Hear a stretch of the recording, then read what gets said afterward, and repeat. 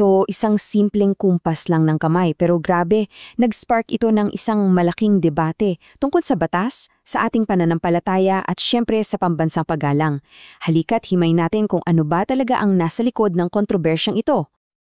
Okay, tara, simulan na natin. Paano nga ba nangyari na ang isang kilos ng kamay ay naging isang pambansang usapin, isang national debate tungkol sa paggalang sa ating mga simbolo? Okay, para maging malinaw sa ating lahat, let's establish the facts. Ano ba talaga ang eksaktong nangyari based sa mga ulat? So ang sentro ng lahat ng ito si Senator Robin Hood Padilla. At hindi lang isang beses to nangyari, kundi dalawa. Una noong 2023 SONA kung saan nakita siyang nakaturo ang hinturo habang tumutugtog ang lupang hinirang. Tapos yung pangalawa sa isang mas kamakailang sesyon sa Senado kung saan yung kilos naman ng kamay niya ay nakita ng marami na parang isang bastos na senyas. So ano man yung intention niya, yung nakita ng publiko, at yun yung importante dito, ay tila isang paglihis mula sa standard protocol, mula sa inaasahang ritual ng paggalang. At dyan na nagsimula yung buong gulo. Dahil dyan, napakahalaga ng tanong na to. Ano ba talaga ang sinasabi ng batas natin? Paano ba dapat tayo kumilos kapag inawit ang ating pambansang awit?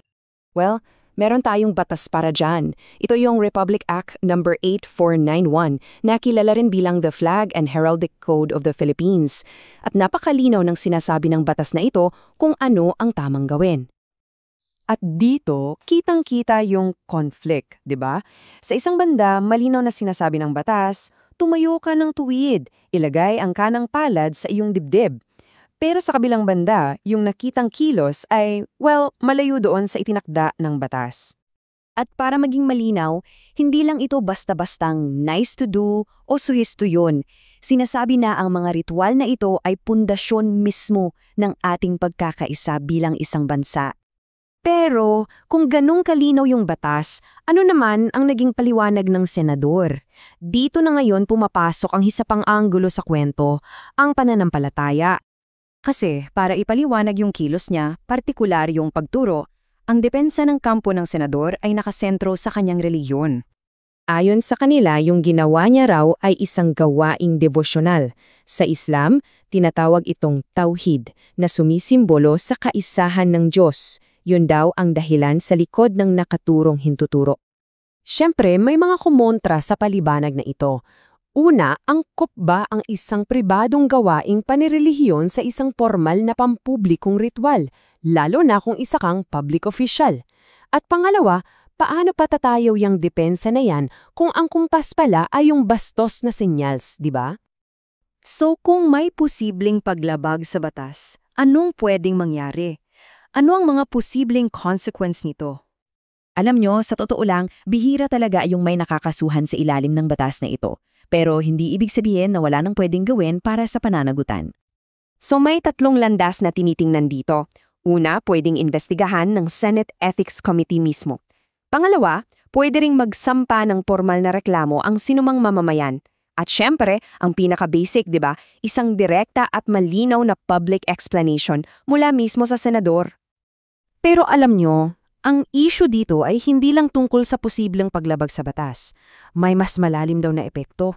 Isang pinsalang kultural. Ang argumento ay yung totoong nasisira dito, hindi lang yung proseso. Ang tinatamaan ay yung ating mga common values, yung mga pinagsasaluhan nating pamantayan bilang isang bansa. Kasi isipin nyo, pag yung mga leader natin mismo, yung dapat sanang nangunguna sa pagpapakita ng respeto, ay parang ginagawa na lang props sa isang palabas ang mga ritual na to, nawawalan ito ng bisa at halaga para sa ating lahat. At yan ang tinatawag na ripple effect. Nagiging senyales kasi ito na, kung makapangyarihan ka, pwedeng hindi mo sundin yung rules. At kapag ganyan, paano pa magkakaroon ng moral authority ang Estado na hilingin sa ordinaryong mamamayan na sumunod? Diyan nagsisimulang masira ang tiwala natin sa mga institusyon. Kaya sa dulo, ito ang bottom line. Yung tunay na pananampalataya, kailangan nating irespeto yan, for sure. Pero yung paggamit sa relihiyon para pagtakpan ng kawalang galang, yun yung dapat na ilantad. Kaya maiiwan talaga sa atin ang tanong na ito, di ba? Ano ba talaga ang nasaksihan natin? Isang taos-pusong kilos ng pananampalataya? O baka naman isa lang itong political theater? At higit sa lahat, ano ang sinasabi nito tungkol sa kalagayan ng ating bansa ngayon?